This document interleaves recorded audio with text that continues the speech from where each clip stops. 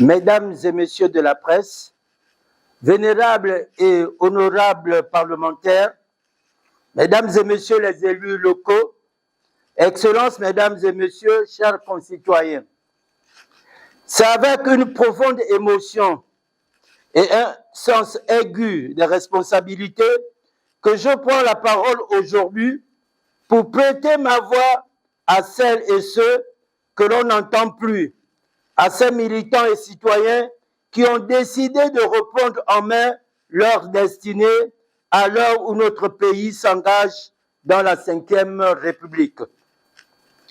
Cette prise de parole s'impose au regard de plusieurs dérives préoccupantes. D'une part, le bicéphalisme au sein de l'Union pour la République, UPR, entretenu par des accords conclus entre le président Oniane et le président Otoro, en dehors des instances décisionnelles habilitées, accords qui, en définitive, n'ont produit aucun résultat à la hauteur des attentes. D'autre part, un silence pesant entoure la gestion financière du parti depuis les fonds politiques de 2023, alors que les militants ont par leur seule cotisation financé la campagne référendaire, le congrès, la campagne présidentielle ainsi que les campagnes législatives et locales.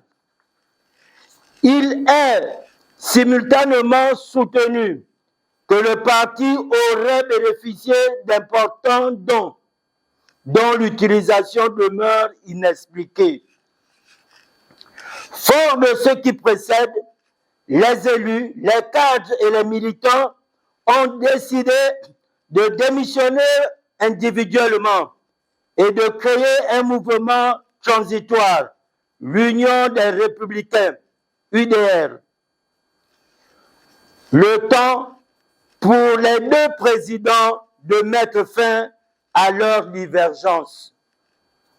Excellences, mesdames et messieurs, l'UDR demeure un soutien indéfectible du président de la République, chef de l'État, chef du gouvernement, son Excellence Brice Clotaire Oligui Nguema.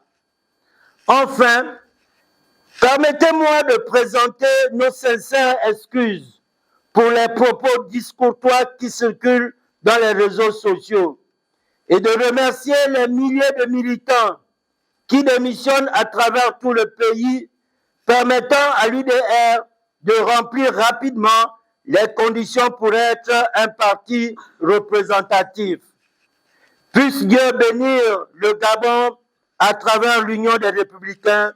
Je vous remercie.